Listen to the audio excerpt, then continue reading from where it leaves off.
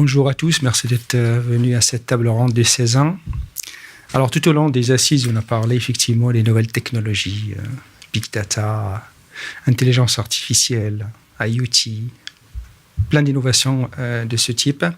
Et au sein de cette table-là, on va essayer de voir un peu comment la SSI s'adapte, justement pour adopter ces nouvelles technologies qui progressent d'une manière très rapide, à la fois en termes d'organisation.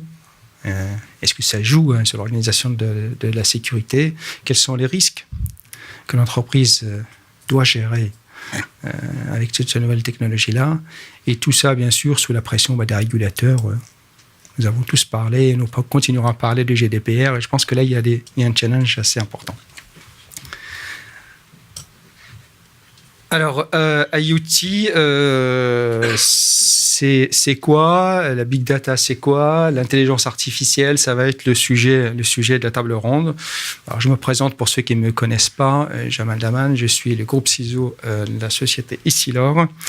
Et pour m'aider donc à parler de ce sujet-là, il y a Mahmoud Denfer, donc le Global Information Security Officer pour Vallourec, qui est au conseil du CESIN. Éric Doyen, responsable SSI Humanis, il est également au conseil. Et Patrick Chambé, RSSI Métropole, Nice-Côte d'Azur, également au CESIN. Alors, je leur ai demandé, en tout cas, ce que je vais leur demander, ils ne savent pas du tout ce que je vais leur dire, mais c'est la surprise, ça fait partie un peu de ma façon de travailler, mais ça, maintenant, ils ont l'habitude. Et je voulais quand même les interroger, mais avant de parler sécurité, je leur ai demandé un petit peu de nous préciser de quoi nous parlons. Alors, je vais commencer par Mahmoud en disant, c'est quoi l'IoT? C'est quoi l'intelligence artificielle? Est-ce que l'IoT, c'est Internet of Things ou Internet of Threats? Quelle est ta réponse là-dessus? Déjà, les définitions qu'on retrouve communément sur l'Internet des objets, je ne sais pas si vous m'entendez mieux. Donc, la définition commune qu'on retrouve pour tout ce qui est Internet des objets, c'est tout simplement la possibilité de pouvoir appliquer les accès Internet à des objets physiques ou à des objets qui sont dans le quotidien. La seule chose qui est à noter, c'est que ces objets, donc ces éléments physiques ou le monde physique, va pouvoir utiliser Internet et accéder à des informations via Internet. Ça, c'est la définition la plus stricto sensu, la plus simple du terme. Par contre, dans l'application courante, on voit bien que l'Internet des objets, c'est tout ce qui touche à notre quotidien, qui a une connexion Internet, ce qu'on appelle les smart XXX. Vous avez les smart watch, les objets connectés de type montre, tout ce qui est également les objets qu'on retrouve à la maison, les objets d'utilité courante, qui, eux, disposent d'une connectivité et qui leur permet de pouvoir s'interfacer, donc d'échanger des informations avec d'autres objets via Internet. Ça, c'est la définition la plus simple. Après, pour ce qui est de l'intelligence artificielle, c'est défini comme une pratique permettant de pouvoir permettre à une machine d'échanger, de communiquer, d'avoir des échanges avec un autre élément qu'on appelle soit être humain, soit une autre machine, soit un objet. Donc le fait que ce soit une intelligence artificielle, c'est quelque chose qui n'a pas été conçu pour avoir une interactivité et qui va permettre effectivement, grâce à un ensemble de techniques, un ensemble de langages, de programmation, y compris en utilisant effectivement des systèmes un petit peu très complexes, créer un dialogue, créer un échange, créer une interaction avec un autre objet, que ce soit un être humain, on peut parler d'interface homme-machine, mais également d'interface machine à machine, et donc de pouvoir échanger des données entre deux objets qui ne sont pas des humains, pour effectivement avoir un référentiel lié à l'intelligence humaine. Et quels sont les risques au niveau sécurité? Quels sont les challenges? Alors, on peut relever un certain nombre de challenges que l'on connaît déjà par ailleurs dans la sécurité des systèmes d'information. Qu'on ait effectivement des échanges lorsqu'une machine doit communiquer avec une autre machine, il faut faire en sorte que cette communication soit normée, qu'elle définisse un cadre qui lui permette effectivement de pouvoir travailler dans des domaines précis tels que... Alors on vous a mis effectivement un certain nombre de domaines. La slide montre des domaines que l'on utilise aujourd'hui. J'ai souligné le mot aujourd'hui parce que c'est vraiment important de bien comprendre que ce qui est ici comme exemple d'application, domaine d'application, c'est des domaines qui aujourd'hui représentent des solutions. C'est-à-dire que vous pouvez aller voir une société. Cette société va vous vendre un produit, un service qui contient déjà l'ensemble de ces thèmes. Alors, on retrouve communément les risques liés effectivement à tout ce qui est malware, virus, antivirus, protection APT, donc toutes les données, tout ce qui permet de pouvoir sécuriser un poste de travail ou un environnement par rapport à des attaques, ce qu'on appelle la cybersécurité intelligente. Ce sont des techniques qui sont basées sur du machine learning. Donc, on va effectivement faire en sorte qu'un système va apprendre, découvrir, comprendre effectivement son environnement et définir au travers de cet environnement qu'on va avoir un environnement de référence et comparer à chaque fois dans la vie de ce système des éléments d'itération de manière à comparer si l'événement de référence, si l'environnement de référence est bien comparable à ce que le système a défini. Après, on a d'autres, effectivement, sous-domaines ou catégories. On a, par exemple, ce qu'on appelle la partie behavior analysis, qui est le deuxième thème. Là, on va effectivement analyser le comportement humain. Alors, une entreprise offre déjà des services d'analyste SOC. Par exemple, aujourd'hui, vous avez une entreprise qui, face à la pénurie d'experts et de main-d'œuvre d'analystes, aujourd'hui, vous avez un système de corrélation, vous mettez en place un SOC, vous avez 3 thèmes traditionnellement, celui qui analyse les incidents, enfin les informations, celui qui qualifie les incidents et celui qui traite les incidents via la remédiation. Bien là, comme le marché est relativement tendu aujourd'hui en experts de sécurité, en analystes, eh bien, une entreprise s'est dit, moi je vais fournir un analyste virtuel. Donc c'est un programme informatique qui va faire tout le travail d'analyse et qui va remplacer un individu dont le profil effectivement serait très proche. Alors bien sûr, on n'en est qu'au début, donc on n'est pas... c'est juste à souligner en termes d'initiative, mais il y a forcément des choses à adapter. Mais on est aujourd'hui à ce niveau-là, donc c'est assez intéressant que tous on réalise une certaine progression et une maturité qui commence effectivement à apparaître. Bon, la surveillance continue des systèmes industriels, ça c'est un volet qu'on va détailler un petit peu plus tard et sur lequel je m'étale pas trop. La gamification aussi, c'est tout ce qui est en fait jeu, simulation. On n'est plus dans la sensibilisation d'avant avec une petite vidéo, un petit personnage qui faisait des erreurs et puis on s'aperçoit que ce personnage doit être confronté à des situations. Là, on va vous mettre, vous, face à cette situation. Et vous allez avoir un environnement, vous allez être dans un environnement immersif sur lequel vous allez être le personnage principal et vous allez jouer votre rôle d'utilisateur. Et vous allez être confronté à des situations et on va vous demander de choisir et de définir un petit peu quel va être votre comportement et ensuite vous proposer des solutions. Et donc, ça participe à l'amélioration de la sensibilisation, de la prise en compte effectivement des individus, parce que quelquefois quand on traite du sujet de sensibilisation, on a plutôt tendance à faire tout, à traiter un petit peu tous les utilisateurs de la même manière, alors qu'on a des sensibilités en tant qu'utilisateur, homme, femme, quelqu'un de jeune, quelqu'un d'un peu plus expérimenté. Donc tout ça c'est pris en compte et ça va vous donner un scénario de manière très très unique. Et enfin un dernier point que je pense qu'on va tous en entendre parler assez rapidement et c'est quelque chose de très très important, c'est tout ce qui est biométrique comportementale. C'est-à-dire qu'aujourd'hui, on a traditionnellement le mot de passe qui nous sert un petit peu tous à nous protéger ou en tout cas à nous identifier. Demain, on va utiliser ce qu'on appelle le three-factor authentication. Aujourd'hui, on en a 2.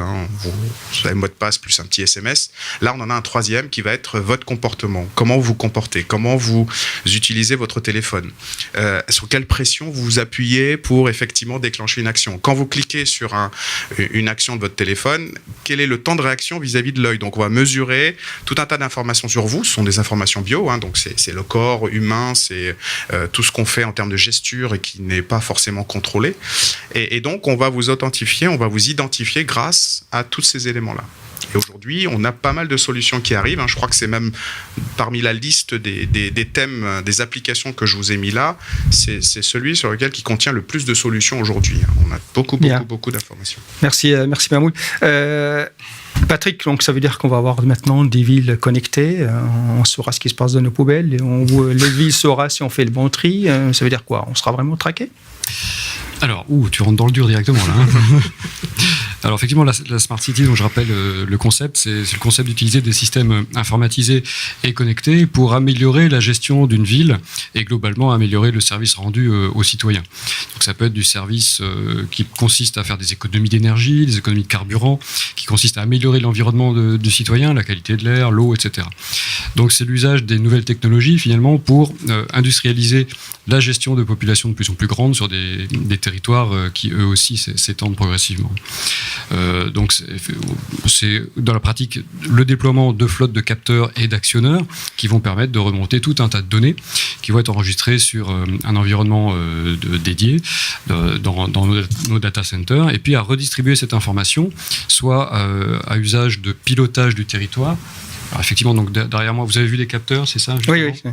Il y avait des capteurs qui sont dans les routes, ceux que vous avez vus à droite, des capteurs de qualité de l'air qui sont à gauche, des capteurs qui sont aussi sur les candélabres. Donc les candélabres, c'est le nom scientifique du réverbère, voilà. Donc on appelle ça comme ça. Donc effectivement, tout ça, c'est des capteurs qui vont remonter des informations. Sur le slide d'après, on voit bien effectivement toute l'architecture qui a été mise en place pour faire remonter ces informations, les consolider et les stocker dans un entrepôt de données qui est dédié à la Smart City. Le but, c'est ensuite de le redistribuer, comme je disais, avec des applications qui sont sur le slide d'après. Donc, dans un centre de supervision que vous avez à gauche qui permet effectivement d'être averti en cas de pépin, donc soit un cours d'eau qui monte parce qu'on a des capteurs sur le niveau d'eau, soit des alertes météo, des alertes sismiques, des choses comme ça, soit des alertes humaines. Il y a un match dans un stade, il y a effectivement un concert quelque part. On s'aperçoit qu'il va y avoir une concentration de population à certains endroits et on va prendre tout un tas de décisions pour rediriger les gens en modifiant des messages dynamiques sur la chaussée, par exemple. Enfin, voilà, ça recouvre tous ces trucs-là. Donc l'amélioration et la fluidification finalement de la vie du citoyen. Et ça va jusqu'à redistribuer les informations au citoyen lui-même avec des applications mobiles que vous avez à droite, qui permettent donc que le citoyen soit consommateur de données, mais aussi source de données. On va lui permettre avec les applications mobiles de dire à tel endroit, géolocalisé par ma position GPS avec mon téléphone, il y a un petit dysfonctionnement. Envoyer une équipe pour corriger. Et effectivement, ça permet d'accélérer la correction sur la voirie ou sur d'autres équipements publics. Et puis là encore, on peut distribuer aux citoyens des alertes météo, des alertes risques, etc. Donc on intègre finalement complètement le citoyen à la vie de la cité avec les nouvelles technologies. Donc le but également, c'est d'avoir une plateforme unifiée de gestion des informations sur lesquelles vont se connecter tous les prestataires qui vont installer des capteurs sur le territoire métropolitain. Donc on va essayer de ne pas gérer des dizaines ou des centaines de solutions techniques de capteurs et d'actionneurs, mais plutôt d'offrir une plateforme unifiée pour tout le monde, à condition qu'ils se greffent dessus. Et le but, c'est de garder les données et de ne pas les distribuer. Mais ça, on y reviendra un petit peu après, je pense. Voilà. Merci Patrick, mais donc tu viens nous dire qu'effectivement tu vas collecter énormément d'informations avec tes capteurs. Mahmoud nous a dit également que l'IoT ça va collecter aussi des informations. Donc tout ça, ça fait de la data et ça fait même des big data. Alors j'ai envie de poser la question à Eric, mais qu'est-ce qu'on en fait de toutes ces datas-là? Je crois que j'ai la question la plus facile. Après ce que viennent de dire mes petits camarades sur la partie, donc toute la partie grosses données, aujourd'hui on voit bien que le concentrateur en fait de ce qu'on peut appeler derrière cette notion de big data, c'est surtout quelque chose qui dépasse en fait l'entendement en tout cas humain et qui dépasse la capacité humaine en fait de traiter. Donc ça fait le lien avec ce qu'évoquait Mahmoud, ça fait un lien direct bien sûr avec toute la partie mécanisme d'IA, quel qu'il soit, sur l'idée de réexploiter en tout cas tout cet amas de données. Et puis pour refaire la transition avec ce qu'évoquait Patrick à l'instant, donner du sens à l'ensemble de ces points de collecte. Donc aujourd'hui, la partie big data n'a de sens. Je rappelle, on a parlé de collecte. La big data, on en parle souvent sous tous les pans. Aujourd'hui, il n'est pas juste de stocker ou de collecter, c'est aussi de trouver un sens à son exploitation. Et puis on reviendra sur tous les pans, en tout cas tous les risques d'un manquement, en tout cas d'un manque de contrôle de cet amas de données ou de cette grosse donnée, si on veut rester sur un aspect franco-français. En tout cas, tout cette colossale collecte aujourd'hui de données dont on perd en effet clairement la maîtrise. Je pense que c'est tout ce qui fera aussi le sujet du débat d'après. C'est aujourd'hui ça l'interrogation sans doute majeure sur le sujet. Donc on le voit, on parle de Smart City avec un énorme allemand de collecte. Vous regardez tous des séries de Mr. Robot, Point of Interest. Donc je pense qu'aujourd'hui on voit bien ce qu'on peut faire de cette collecte massive de données. On parlera, je pense, on reviendra sur la partie exploitabilité de ces données et puis surtout contrôle. Et ce qui est notre aussi mission, en tout cas comment on peut arriver à donner du sens en créant des schémas, en tout cas de sécurisation de cette big data, en tout cas. Bien. Bon, on voit très bien qu'effectivement, on est dans un changement très rapide. La question que j'ai envie de vous poser, je commencerai par Mahmoud, mais quelle organisation, quelles compétences, quel process il faut mettre en place pour accompagner tout ça? Alors effectivement, c'est une question compliquée, comme tout le monde. Elle est compliquée parce qu'on n'y est pas forcément préparé de la bonne manière. Puisqu'aujourd'hui, les référentiels que l'on a à notre disposition, classiquement, sont des référentiels d'analyse de risque. Sauf que là, il y a un facteur qu'on a un petit peu tous présenté, mais sûrement sous-estimé, c'est le temps. Dans ce type de projet-là, on va vous demander de faire très vite et de faire de manière le plus court possible. Ce qui n'est pas forcément conciliable traditionnellement avec des démarches de sécurité. Mais c'est un des changements. Tout à l'heure, effectivement, Jamal parlait de possibilités de changement. C'est une première prise de conscience, c'est que on va devoir travailler de manière très rapide. Alors, la plupart des termes qui sont utilisés autour de cette partie-là, c'est agile. D'accord ? Il faut de l'agilité.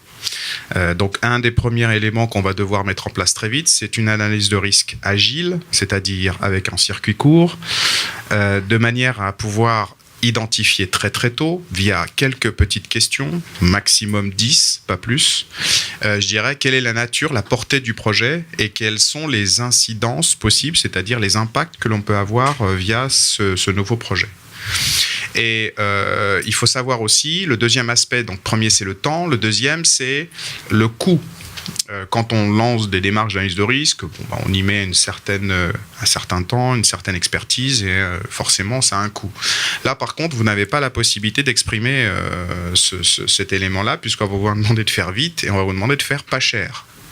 Et c'est là aussi que rentre en deuxième dimension, c'est de pouvoir adapter nos méthodes classiques, par exemple d'analyse, de pentest, d'analyse technique, d'analyse spécifique liée au projet, mais sur un temps très court. Donc il va falloir qu'on contractualise avec des sociétés d'expertise en sécurité, mais qui ont en leur mettant une contrainte très forte. C'est, par exemple, je veux en une journée, en 4 heures, 8 heures, avoir une réponse très simple. Est-ce que le projet que j'ai entre les mains, qui implique effectivement de l'intelligence artificielle, de l'IoT ou globalement un nouveau business model, un nouveau produit, eh bien, est-ce qu'il est dans le top 10 des vulnérabilités OWASP? Est-ce qu'on peut cibler quelque chose où on est capable de faire un audit de code très, très, très, très vite?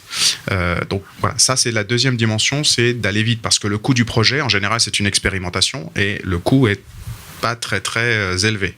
Donc si on commence à arriver en mettant des contraintes de sécurité qui représentent 50% du coût de projet, je pense qu'on va être difficilement accepté. Donc l'organisation, l'adaptabilité, elle est là. C'est effectivement essayer de faire vite. On va pas faire tout, on va faire qu'une partie, mais cette partie va être suffisante pour nous donner une idée et pouvoir ensuite déclencher des audits nécessaires par la suite. Alors Patrick, merci. Patrick, au niveau d'un territoire, alors il faut s'organiser, il faut faire vite et bien. Alors, effectivement, il faut faire vite et effectivement le mieux possible. Donc il y a des contraintes à la fois organisationnelles et techniques, effectivement. Donc au niveau technique, comme je disais tout à l'heure, on essaie d'avoir une plateforme la plus unifiée possible, donc avec des web services qui sont offerts aux prestataires qui veulent déployer des flottes de capteurs, un entrepôt de données aussi où on va essayer de centraliser les différentes données remontées et un centre de supervision unique. Donc à partir de cette contrainte technique, il y a des contraintes organisationnelles et même au-delà, une contrainte sur les marchés publics notamment, puisque dans le public, on marche avec des marchés publics justement. Donc il y a des contraintes où les gens vont dire, ok, on est compatible avec la solution de Smart City que vous avez déployée, etc. Alors ça n'a pas été le cas depuis au tout début, je veux dire. Au tout début, on a été un peu en mode start-up, on a déployé des proof of concept, un petit peu comme disait Mahmoud, mais de plus en plus, ça s'industrialise et effectivement, on essaye d'avoir une unification de la plateforme. Donc ça va aussi vers une unification des moyens de sécurisation de bout en bout de la Smart City, depuis le capteur qui est censé être lui-même intrinsèquement sécurisé, qu'on ne va pas pouvoir hacker directement en se connectant dessus, jusqu'à l'application mobile qui est distribuée aux citoyens, en passant par tous les flux de remontée d'informations, y compris sur le réseau, les fibres, le data center et les applications d'amélioration de la valeur ajoutée de la donnée qu'on va acheter et intégrer sur notre système d'information. Donc voilà. Donc ça ne veut pas dire qu'il n'y a pas des capteurs qui sont un petit peu mis sur le marché un peu trop tôt. Le time to market, c'est quelque chose qui compte pour certaines startups qui mettent à notre disposition ces capteurs-là. Mais de plus en plus, on va vers une industrialisation aussi de ces équipements-là. Juste une chose, il y a des capteurs effectivement qui sont innovants d'un côté. Il y a aussi d'autres domaines qui sont un petit peu plus anciens, comme la GTB, donc la gestion bâtimentaire, en fait, technique bâtimentaire. Tous les bâtiments que vous avez autour de vous se connectent aussi, deviennent des gros objets connectés finalement. Donc on parlait de smartwatch tout à l'heure. Dans les smart étoiles, on va de la smartwatch au smart building et même à la smart city. Donc il y a des échelles effectivement assez importantes. Donc pour éviter de se faire hacker des bâtiments ou des choses comme ça, là encore, on demande aux grands distributeurs, aux grands constructeurs, des produits qui sont intrinsèquement sécurisés. Et depuis quelques années, ils le font, ils ont intégré des mesures de sécurité. On a eu des retours d'expérience intéressants d'ailleurs des deux grands constructeurs, Schneider et Siemens, qui ont effectivement des produits qui sont maintenant bien sécurisés, grâce aux contraintes qu'on met aussi dans les marchés publics et que les entreprises privées mettent aussi dans leurs appels d'offres. Merci Patrick. Eric, Data Scientist, et pareil, qui est sur la liste des jobs en or, après le RSSI bien sûr. Est-ce qu'on trouve des compétences dans le domaine? Est-ce qu'on doit s'organiser justement pour traiter ces données-là que je suppose bougent tout le temps? Parce que si on doit être agile, il faut que ça bouge tout le temps. Et rapide. Je vais en profiter. Alors, je ne vais pas parler de ce Smart Object parce qu'on n'en a pas encore, mais un petit Rex un peu à chaud. Donc, j'ai en tout cas la chance, mais je pense que c'est à peu près chacun de nous, de participer en tout cas à un énorme élan qui s'appelle aussi Big Data au niveau d'Humanis. Humanis, pour faire simple, c'est de la prévoyance de la santé. Qui dit santé dit données médicales. Donc voilà un peu le fait du sujet. Donc c'est un chantier qui a démarré à peu près il y a 1 an et demi. Comme toute organisation, je pense que toute organisation devait porter en fait son chantier de Big Data.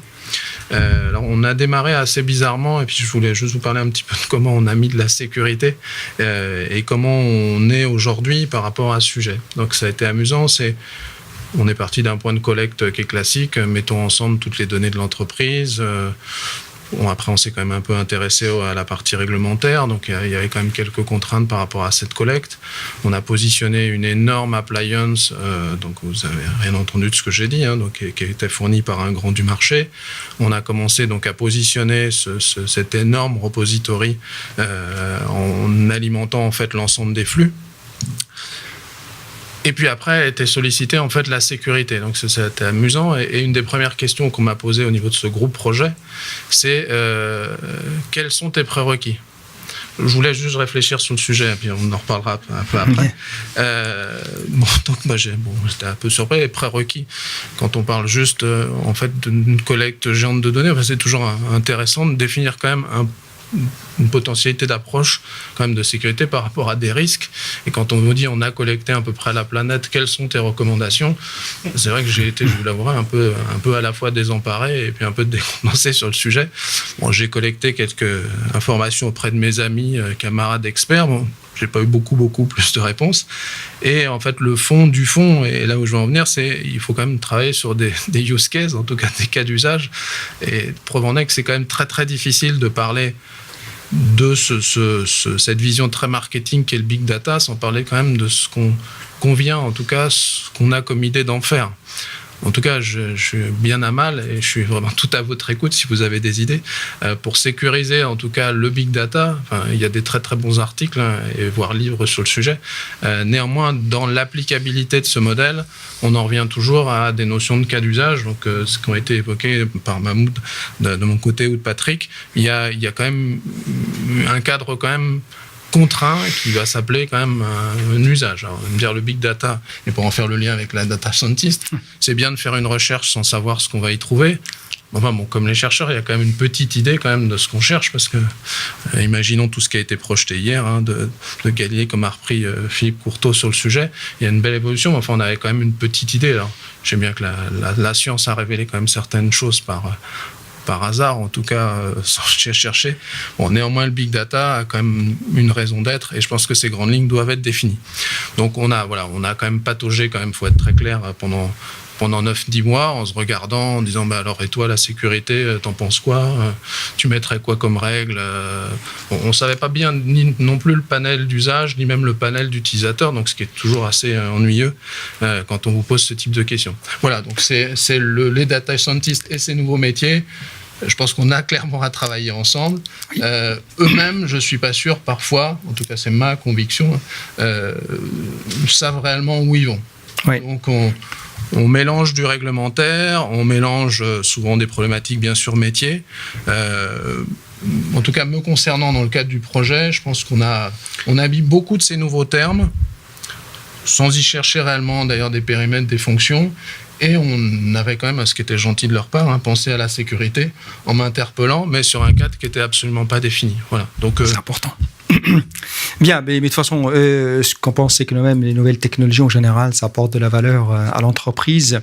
Mais évidemment, vous savez tous autour de cette table-là que la digitalisation sans sécurité, ça ne marche pas. Et je voulais poser la question à Mahmoud, mais on parle de plus en plus de l'industrie 4.0. Alors, qu'est-ce que ça apporte justement à l'entreprise et quels sont les risques en termes de cyber en face? Merci pour la question. Juste peut-être pour revenir un petit peu sur ce que le sujet d'avant, c'est faut prendre le digital comme une expérimentation. Donc dans une expérimentation, il y a le droit de se planter, il y a le droit de réussir, c'est pas vécu comme l'échec n'est pas vécu comme le fait de ne pas aboutir à un projet en finalité n'est pas un échec. Faut être clair là-dessus. Donc du coup, le RSI doit s'inscrire aussi dans cette démarche-là, dans une démarche d'expérimentation.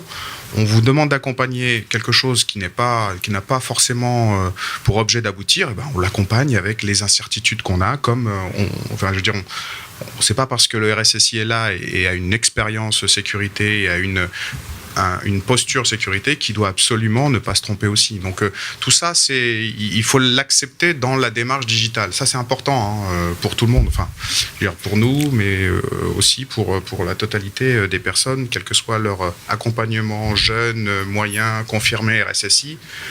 On va de toute façon se mettre en face d'un projet qui n'est une expérimentation et on a le droit aussi de s'améliorer au fil de l'eau. C'est pas exclu. Mais il y a des risques. Ouais, voilà. Non, mais je veux dire par là, c'est pas un échec. Après, sur l'industrie 4.0, c'est un peu particulier. Donc, c'est vrai que on parle de l'industrie 4.0. Il faut savoir quand même que les premiers projets de digitalisation, c'est dans l'industrie qu'on les trouve. Faut être clair. La maintenance préventive, la maintenance prédictive, le fait de pouvoir effectivement optimiser les stocks, d'optimiser les pièces détachées, tout ça, c'est des éléments dans l'industrie.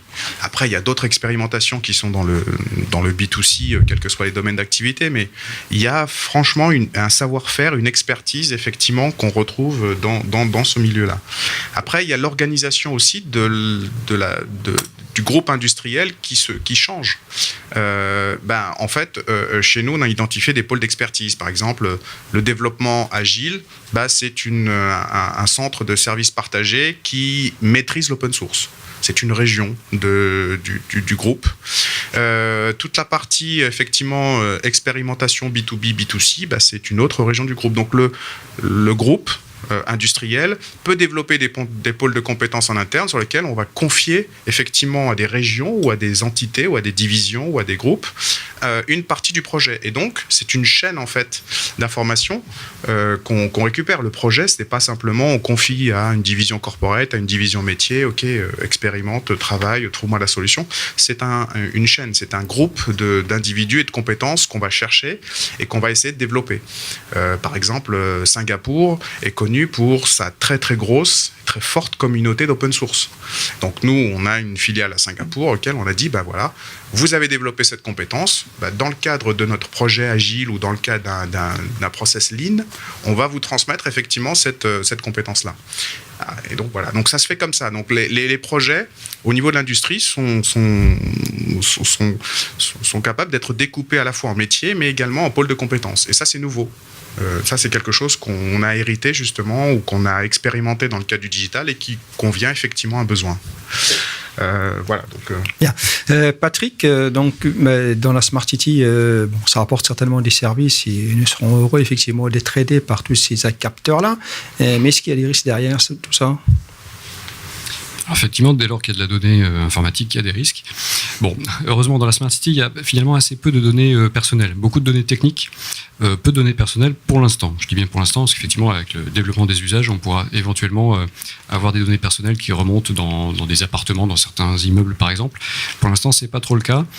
Donc, les risques principaux concernent plutôt la disponibilité des systèmes. Bon, on pense tout de suite à un système qui tombe et qui permet plus d'assurer la fonction dans le monde physique, finalement, qui est associé.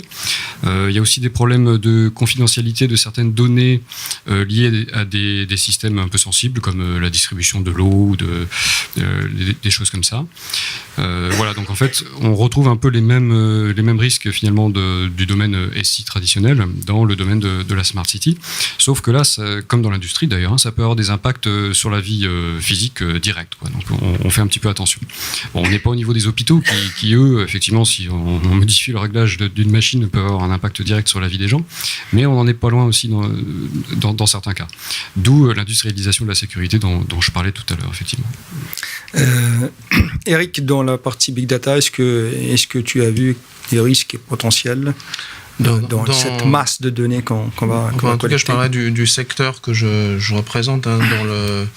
Alors, ça me fait toujours douter parce que quand j'entends Mahmoud parler de 4.0, je ne sais pas à quel niveau d'assurance on est. Bon, j'étais encore sur un 2. Quelque chose, mais il faut que j'upgrade ma vision sur le sujet. En tout état de cause, là où il est certain que probablement on est un cadre qui encadre la donnée et probablement celui qui est le cadre bancaire et donc le monde assurantiel par translation, puisque c'est quand même un monde qui est sans doute le plus ancien en termes d'encadrement réglementaire. Le légal dans la banque, je vois de nombreux qui travaillent dans la banque aujourd'hui, il y a un cadre quand même qui a été contraint bien avant les années 2000, avec une réglementation quand même tant sur la partie financière, cette partie financière est quand même historique. En tout cas, donc le risque autour de la finance, donc tout ce qui était financier était un risque qui a été approché. Puisqu'on a vu naître, je vous rappelle, les premières directions des risques, les directions de la conformité datent quand même de bien avant en tout cas qu'elles n'arrivent dans le monde de l'assurance et encore moins aujourd'hui dans le monde encore plus récemment dans le monde de la protection sociale. Aujourd'hui aussi, on a un certain nombre de lois aussi sur tout ce qui est donné à caractère médical, à données de santé. Je pense que je vous fais aucune révélation. Fort heureusement pour nous, donc on a aujourd'hui quand même, tant côté hébergement qu'en termes de traitement, quand même un certain nombre de durcissement depuis un certain nombre d'années sur la protection de cette donnée. Et c'est tant mieux. Malgré tout, ça fait quand même X réglementations qui chevauchent, pas toujours avec beaucoup d'élégance, parce que si je combine le réglementaire, et fort heureusement pour nous ne sommes pas internationaux, mais je vous laisse imaginer entre ces diverses réglementations qu'elles convergent ou non d'ailleurs sur la protection de cette donnée. Donc l'approche Big Data, pour en revenir au sujet, pose en effet à la fois un cadre réglementaire très fort, très posé autour de la donnée, ne donne pas toutes les ficelles dans l'usage, puisque aujourd'hui on n'en est encore qu'au début du début. Et là, je fais le lien avec, bien sûr, mes camarades sur la partie objets connectés. Tout ce qui est objet véhiculant des données de santé, pour certains, vous en êtes porteurs. Ça va de la balance aujourd'hui au bracelet connecté, maintenant quasiment, bien sûr, au pacemaker, oui, avec justement un certain nombre de problèmes là tout récents. On parle aussi d'oreillers qui veillent à votre sommeil, au lit connecté, etc., etc. Donc aujourd'hui, on voit bien qu'il y a un cadre réglementaire, certes, il y a un usage ou une collecte aussi certaine sur le sujet. Maintenant, les usages, aujourd'hui, on les découvre, et bien sûr, je donne vraiment le loisir à l'expérimentation, sauf qu'il convient toujours de poser quand même un minimum de questions, ne serait-ce que vis-à-vis quand même des assurés et des citoyens que nous sommes. L'idée étant quand même le principe de transparence, donc je pense que la moindre des choses, c'est de savoir, en tout cas, ou pouvoir maîtriser ce qui est fait. Bon, je ne reviendrai pas sur la loi qui a fait le sujet pendant ces 3 jours, mais je pense qu'elle insiste énormément sur ce fait de pouvoir, en fait, avoir vision de ce qui se passe, en tout cas, de quels sont les traitements qui sont adressés au niveau de mes données, en tout cas, qu'elles soient volontaires ou non par rapport à ça. Donc, je pense qu'il y a un cadre, et je pense que je bénéficie, en tout cas dans le cadre de ma profession, d'un encadrement qui n'est pas encore, semblerait-il, existant dans tous les domaines. Je pense clairement à des choses comme l'automobile et autres, pour lesquelles il y a encore un certain nombre d'incertitudes. Absolument. Mais alors, donc, dans votre position de RSSI dans vos entreprises, comment vous vous organisez justement pour adopter, pour garder ce contrôle, ces nouvelles technologies? Mahmoud, est-ce que tu as une expérience là-dessus? D'abord, je pense que, encore une fois, on a dit tout à l'heure que le temps était critique. Le temps est une donnée clé. Il faut être, bien sûr, le plus en amont possible de ce type d'expérimentation de projet. Donc, la première chose, c'est qu'il faut qu'on soit invité, mais on l'est, après, sauf peut-être exception, mais il faut soit pousser les portes de manière à l'être le plus tôt possible, en se rapprochant. De toute façon, ce sont toujours les métiers qui ont ces initiatives. Alors, ça peut être sous l'impulsion d'un digital officer, quelqu'un qui incarne la fonction digitale et qui va la pousser, ou bien les métiers eux-mêmes qui s'entendent un petit peu à droite à gauche des collègues ou en lisant la presse, effectivement, se disent comment je peux contribuer à mon business model, quels sont les éléments différenciants, que ce soit de compétitivité ou de marketing que je peux mettre en avant. Donc, la première chose, c'est effectivement d'être le plus tôt possible impliqué dans ce type de projet. Et ensuite, encore une fois, de ne pas forcément, je dis forcément parce qu'effectivement, des fois on n'a pas le choix, mais de ne pas forcément avoir recours aux recettes traditionnelles, qui sont en général un petit peu plus lourdes, un petit peu plus consommatrices de temps, et donc pas forcément compatibles avec le modèle, vite et sécurisé. Donc il faut essayer d'aller taper des ressources extérieures qui sont beaucoup plus jeunes, beaucoup plus agiles, beaucoup plus avec des engagements de réponse et beaucoup plus courtes. Voilà. Donc essayer de travailler un petit peu avec un autre référentiel. On a parlé dans une réunion que Ebios n'était pas forcément compatible avec ce type de projet. Je ne suis pas un expert Ebios, je ne prétends absolument pas l'être. Donc je vous laisserai effectivement chacun vous faire votre propre opinion. Donc voilà, donc essayez effectivement d'accompagner et surtout de bien comprendre que la digitalisation, c'est un enjeu d'entreprise. Ça a trait à la stratégie, au modèle de delivery, à la proximité client. Au fait, c'est beaucoup plus qu'un impact sur la DSI ou sur les risques ou sur... ça touche à la vie sociale d'entreprise, ça touche effectivement à la marque, ça touche au delivery model, ça touche à la personnalisation et à la compréhension des besoins des clients. Donc vraiment, c'est un enjeu effectivement de groupe, de société, et il faut que les RSSI puissent... encore une fois, c'est pas simple, je ne dis pas que c'est très facile, mais il faut que chacune, on puisse effectivement collaborer, contribuer, en adoptant d'abord cet esprit, et ensuite en utilisant les outils qui sont à notre disposition. Bien, donc un RSSI agile et à tous les étages. Patrick, Eric, vous avez des choses à rajouter ? Je vais exactement... Rapidement, hein, rapidement. Oui, tout à fait. Je vais exactement dans le même sens. Il faut être inclus dans les projets le plus tôt possible. Mais bon, ça, c'est pas nouveau. Hein. Même les projets informatiques, c'était pareil. Bon, là, c'est encore plus le cas parce que les gens pensent pas forcément au risque informatique. Dans le domaine de l'automatisation ou du système industriel en général, les gens pensent pas du tout qu'on peut prendre la main sur un équipement, hein, que ce soit un capteur ou un robot d'ailleurs. Quand on leur fait la démonstration, on regarde depuis un simple PC. Voilà, je suis sur ton robot. Hop, il va à droite, il va à gauche. Les mecs, ils se demandent, mais c'est pas possible, comment t'as fait? Alors que pour nous, informaticiens, c'est un peu la base, quoi. Donc il faut effectivement arriver à faire dialoguer les gens qui viennent du monde de l'automatisation et de l'industrie et les gens qui viennent du monde de l'informatique. Donc les gens qui font de la sécurité informatique ont quand même un peu d'avance. Donc on essaie de faire partager aussi cette avance aux gens qui viennent de l'automatisation. Et inversement, les gens qui viennent de l'automatisation ont d'autres éléments à nous apprendre, effectivement, en sûreté de fonctionnement, etc. Donc si on arrive à faire dialoguer les deux populations, là on a gagné, effectivement. Mais c'est pas forcément facile à faire, donc il faut arriver à l'organiser. Une fois que c'est bien parti, après c'est pérenne. Ça permet de durer longtemps dans le temps et de faire plusieurs générations de systèmes par la suite sans avoir à tout recommencer. Heureusement, il n'y a pas trop de turnover dans ce domaine-là.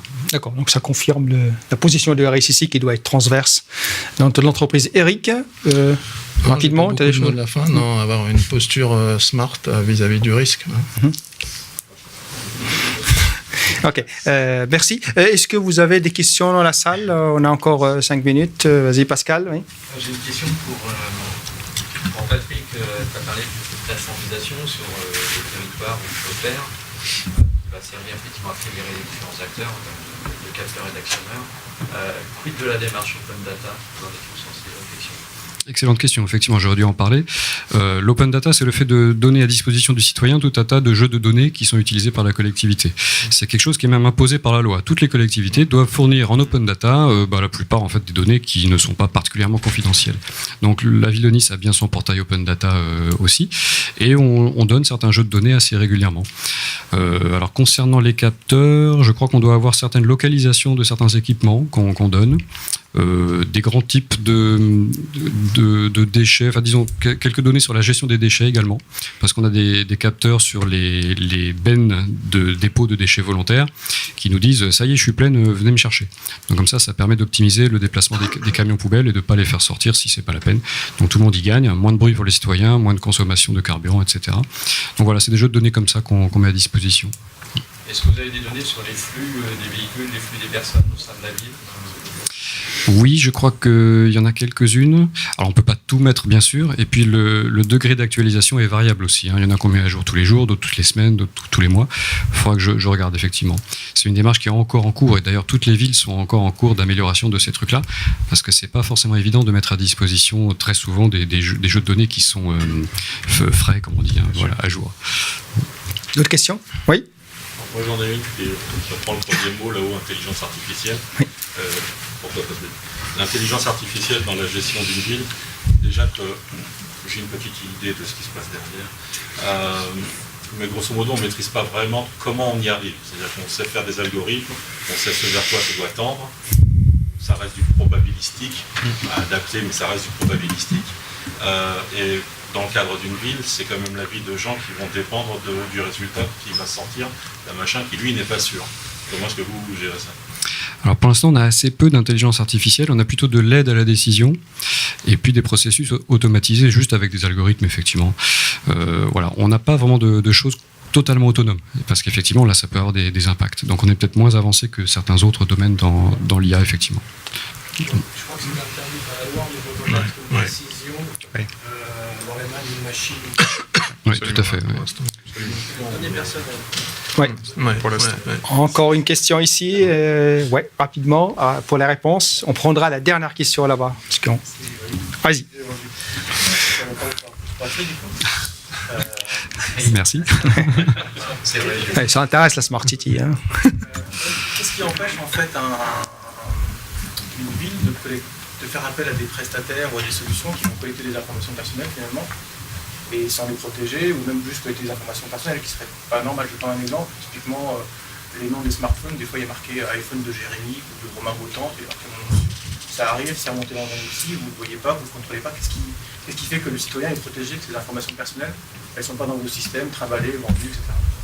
Alors, il y a quelques années, effectivement, je pense que personne n'y avait pensé, tout simplement.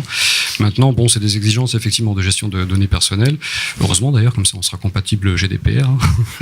Voilà. Disons que tout ce qui est données non utiles, on ne la conserve pas par sécurité. D'ailleurs, ça fait partie du principe du GDPR, ça, ne collecter que les données qui sont vraiment utiles. Donc, il y a encore des endroits où on est en phase d'état des lieux, c'est clair, pour des vieux systèmes qui ont été déployés dès 2008. Mais disons que pour les systèmes qui sont déployés dès maintenant, c'est des cas qui ne devraient plus arriver théoriquement. Merci. Une dernière question. Ouais. Vous avez évoqué effectivement la nécessité d'intégrer très en amont de projets en démarche de sécurité. En termes de gouvernance, est-ce que vous avez quelques recommandations, quelques rétextes d'amélioration de gouvernance entre les SI et les SSI? Est-ce que les outils traditionnels de PGSSI, d'organisation des structures, est-ce que, bien sûr, ça y contribue? Est-ce que d'autres orientations sont aujourd'hui en cours Alors, je crois qu'on l'a dit, c'est l'objet. Je pense qu'il faut expérimenter. Je pense qu'aujourd'hui, il n'y a pas de... Ça, c'est vraiment d'expérience. Je pense qu'il n'y a pas une clé. Je pense qu'on utilise tout le matériel, en tout cas tous les matériaux qu'on a. Je pense que ces cadres, vraiment, il faut le cadrer par rapport à un cadre d'usage. Et ce cadre d'usage, il est révélé par une probabilité de risque. Et il faut adapter en fait le bon niveau de méthode. Donc je suis désolé, j'ai pas la clé. C'est toute une boîte à outils. Donc on a des outils, quels qu'ils soient. On a parlé que ce soit des fiches féroces. Enfin, si on parle des différentes méthodes, que ce soit 26 000 ou autres, on a des différents outils. Il faut les mettre. Il faut les adapter parce que souvent ils sont adaptés à des cadres qui sont plus du tout ceux d'aujourd'hui. Donc il faut utiliser à bon escient un peu toute cette matière que nous avons. Et quand je dis adapté, c'est tout le propre de n'importe quelle méthode. D'ailleurs, ça existe depuis la nuit des temps. Donc je pense qu'aujourd'hui, il n'y a pas... C'est pas une réponse, et là c'est pas forcément écrit dans les livres, il n'y a pas une réponse, une méthode. Je pense qu'il n'y a pas de méthode d'approche de risque SSI adaptée par exemple au big data. Si je reprends mon sujet, ça en tout cas j'en ai pas vu, je pense pas que ça n'existe. Il faut appréhender le sujet comme on appréhenderait n'importe quel type de sujet. Je pense que l'idée c'est de le comprendre. Moi souvent ce que je vois, ce que je fais, c'est qu'il y a un vrai déficit de descriptif quand même. Parce que vous dire on collecte de la donnée, certes, c'est bien, mais enfin, ça c'est pas nouveau sous le soleil, ça fait longtemps qu'on en fait. Le cadre de ce qu'on va expérimenter, c'est déjà mieux aussi appréhender. Donc il faut qu'on travaille ensemble, ce que j'évoquais avec le directeur justement de l'innovation avant-hier. Je pense qu'il y a un vrai travail net et le plus en amont, et c'est ça la clé pour moi, c'est de travailler, comprendre, défricher justement ensemble, avec justement un focus d'expertise qui est le nôtre sur les aspects sécurité et intégrant tout ce qui est nouvelles menaces, vulnérabilités. C'est probablement ça, une des clés. Après, le toolkit derrière, bon, je vais dire libre à chacun de continuer à appréhender comme il l'appréhende avec les outils dont il a l'habitude d'utiliser. Voilà, je suis désolé, je ne sais pas si j'ai répondu aussi clairement. En tout cas, c'est Bien, merci à tous, merci aux intervenants. Merci. Bonne continuation.